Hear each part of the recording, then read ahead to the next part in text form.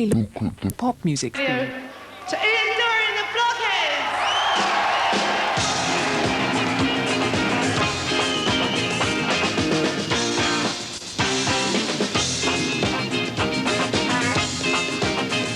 In the deserts of Sudan and the gardens of Japan, from Milan to Yucatan, every woman's, every man, hit me with your rhythm stick. Ian Dury's songs often seem to be about people who are disturbed, depressed, unable to cope with everyday life. The songs use words like madness, lunatic, crackpot. But of course, the people who suffer these problems don't see themselves like that. This film is about some of those songs and about Ian Dury meeting young people who have some actual experience of what he has imagined. In the wilds of Borneo and the vineyards of Bordeaux, from Eskimo to Arapaho, move their bodies to and fro. Hit me with your rhythm stick, hit me, das ist gut, c'est fantastique, hit me with your rhythm stick. It's nice to be a lunatic. It's nice to be a lunatic. It's nice to be a lunatic. It's nice to be a lunatic. It's to be a lunatic. Last year I wrote a lot of songs, and I started the beginning of the year by writing up a heading, which I wanted all the songs to not conform to, but to bear in mind. And the heading was laughter, which I didn't think I would use as an album title, but I thought would be a good way of working if it involved laughter in some way. As the year progressed, the laughter got a metallic edge to it. Afterwards, certain songs seemed to be connected not only with the word laughter, but with cackling, perhaps. And it seemed that they were all a bit crazy as well. So laughter seemed to be the right title. Make them smell me, making me better. Why do they bully and punch me? Why do they bash me and crunch me? The counterpanes are blue, and other ones are pink. Hey, turn me away from the ones who got mad in the night. The crazy and dangerous one-legged sods who have to sit down when they fight. The one-legged weak Bruno's bloody well, it's got worse ever since he came in. The Southern Book Company was born with the front and he's always got stuff all over his chin. We're dealing with what people call madness. And I didn't deal with it on purpose last year. I found myself, I suppose, dealing with it afterwards. I wasn't particularly full of joie de vivre at the time. I was writing songs last year. And I suppose it's one thing you can be fairly certain about is that anybody who's being treated for mind trouble ain't going to be very happy. And it's quite often very hard to even explain or define or describe or give people any shocking details. It's much more amorphous, it's much more vague than being able to say, yeah, and I'll get a great big blue blinding flash of horribleness around my head when I wake up every morning. It's not like that. It's more subtle, and it creeps through your subconscious. It creeps through your waking moments and adds or detracts from the colours in your life. It makes everything grey, perhaps. We came here to a psychiatric hospital in South London to talk to some young patients about themselves and about the songs. There are 70 patients here, 7 of them teenagers.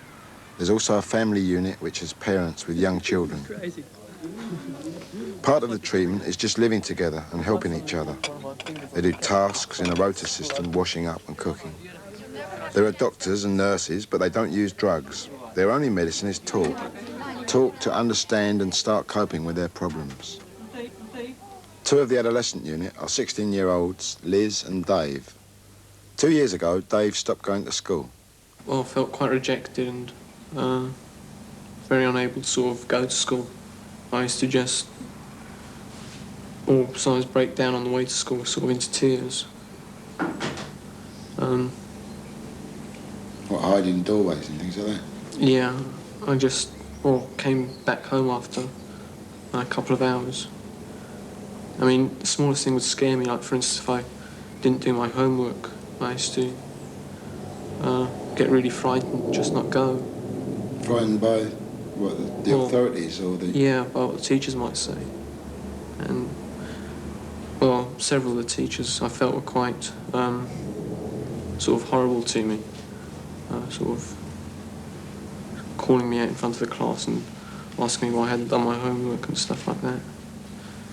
Well, I think I felt very sort of frightened, and I was very depressed at that time. What do you mean by depressed? How did that feel? Well, I felt that I was all alone and sort of no one really cared about me, and I felt very sad and lonely. Well, I think the only place I had was my room at home. I used to just sit there all day, really. Sort of, it wasn't unusual for me not to come down, even downstairs, for sort of 48 hours or so. And did you read up there? No, I just sort of slept a lot. And just lay about? Yeah. And that seemed endless, did it, at the time? Yeah. And that must have been quite frightening, really. Yeah, I sort of kept getting haunted by the thought that I probably, wouldn't get any qualifications and wouldn't get a job, and might end up in a real loony bin and feel just on drugs all day. You even thought those things at the age of 13? Yeah. Christ. Or that sort of I'd become a tramp or a bum somewhere. Become what? A tramp or a bum. A derelict? Yeah. So, Liz, you came here because you had a psychosomatic illness. Mm. Now, for the layman or lay person, what is a psychosomatic illness? When you're ill, I was ill to the point where I couldn't really even get out of bed. And I sort of had all the tests under the sun and they couldn't find anything really wrong with me, any sort of physical reason why I should be ill. I mean, people talk about a grey cloud of depression that's somewhere above your head, or is in your head, or your head's in the cloud, or is it anything like that? Yeah. Would you think it's a general? Is it a thing that, if you use a word like depressed, do you know that means the same thing to everybody, or is it? No, I don't think it does mean the same thing to everyone. But I mean, there's degrees of it, and it's not sort of being depressed for a couple of days is different from being depressed for years on end. In what way? Well, if you get depressed for a couple of days, most of the time you know it's going to pass. But if you're depressed for a long time, it just becomes a habit. You know, you don't really know any other way to be. And how long have you been here now? 5.5 months. How do you feel about leaving? Are you looking forward to it? At the moment, no, I'm dead scared of leaving. Because you're very glad you're here? Not only that, because I just don't think I'd cope at the moment outside. I'd just get ill again. Is this fair, my little ones? Is this fair? Oh no! It's the way the cripple crumbles, it's the floor of the jungle. Be reliable and humble, you'll be beggared if you bungle. Merry-making catch-all phrase, the 20th century malaise. It's on everybody's lips. I'm afraid you've had your chips. Manic depression, it's not a pleasant life. One person in every 9 will spend some time in a psychiatric hospital. But nowadays, 90% of all patients spend less than a year there. Claire has been in the hospital for 6 months. Well, Claire, perhaps you'll tell us why you came here. Well, it's sort of... I think it was really during the 5th year that I started not going to school really for sort of a long period. And before that, I'd sort of gone to school or I'd sort of missed a couple of days and things like that. But I'd actually gone there. I'd sort of sat in the lessons, I think, half the time, not really taking notice or anything, just sort of... And how were you treated by the teachers? I didn't really seem to notice. You didn't seem to notice? No. Were you in a slightly enclosed world, or were you cutting other people off at that time? I think I was cutting people off. But it wasn't a conscious thing that you would do? No, I mean, I've always been like that anyway. I was just losing contact with everyone, and in the end I just used to go and sit in the library. You managed to get into school, though? Well, at first, yeah, but then in the end I sort of got there and went to the library. And by break time, that was it. And what did you do in the library? read up on psychological disorders. Manic depression, manic depression.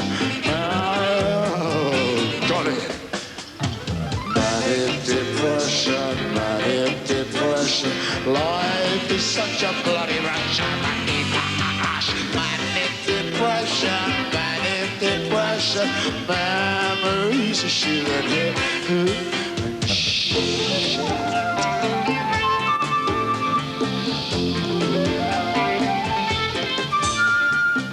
This is a song that ended up as being called Yes and No, brackets, Paula, which is really a letter to somebody who's in a hospital, who's been in the hospital for over 10 years now, about 11 years. And it's a mental hospital. And I started writing this a long time ago, in fact, to somebody else who was in a mental hospital.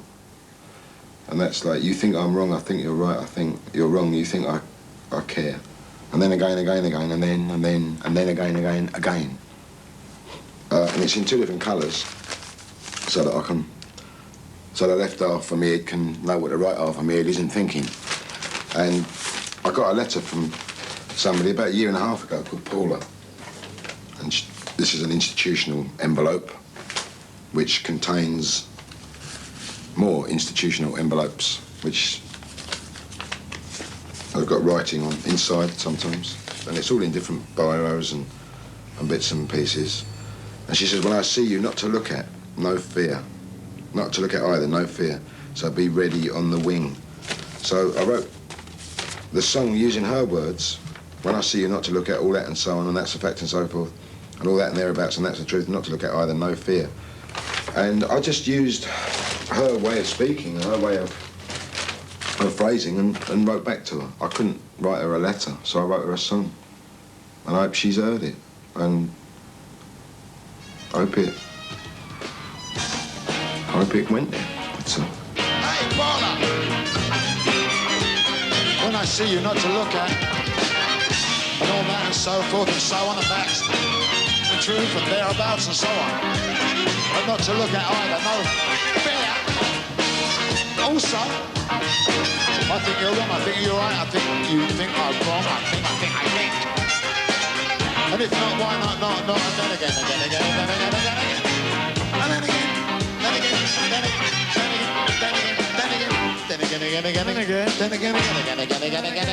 then again. Not why, if not, why not, if not, why not, if not, why not, why not, why not be it as it might be, as of course it might be, as it might be, as of course it might be. Yes and no, yes and no, yes and no. Describing herself as being that catch-all phrase, schizophrenic, which means she thinks she has two characters that almost fight with each other sometimes. Does that have any reference to you in any way, Claire? Yes and no song? I feel that I want to do something, and then there's something inside of me that's sort of stopping me. It's a bit like two halves of me fighting. Two halves of you? Whereas, I mean, it's just me. I was just one person, but I sort of... Two sides of your nature? Perhaps a yes side and a no side. I don't suppose it's ever as simple as that anyway, but it's probably a maybe and a maybe having a go at each other. And sometimes logic and just emotion. Logic and emotion are two extreme opposites, aren't they? There's a trumpet on there that's jumping about, almost like a bee buzzing around your head. It's almost stabbing into your brain. Does that musically does it feel? Does it feel like being depressed, or does it feel like being lost? Feels like being lost. It does. Or sort of going round in circles and sort of... It's a bit like irritating reality. Irritating reality? Yeah. Can I nick that, please? Irritating reality, what does that mean? Reality that you've got a toothache. Yeah. And you sort of pretend that you haven't, but it sort of keeps coming back. Like that trumpet. Hey, Paul. I'm hoping desperately that you will take me to see a good... And you and him might want to share a flat with me if I get one fitted. You think I'm wrong, I think. And then again. Oh, little phrases like nervous breakdown, or inability to cope, or lack of drive or initiative. All things that we need in order to survive in the modern world. And people who haven't got all those ingredients quite often get called inadequate. Nowadays, if you can't make it, you've had it. And it's a lot of the time the worry about whether you're going to make it that causes the mind to eventually perhaps give up and say, I can't make it, I give up. I hold up my hands and I cry for help. Pardon isn't really a cry for help. It's trying to be a description of how you feel when you need help. It's like feeling, there's an expression called being put on the spot. Really, that song's about that, how you feel square. I sometimes get a little trickle of freezing cold sweat running down my spine. It goes,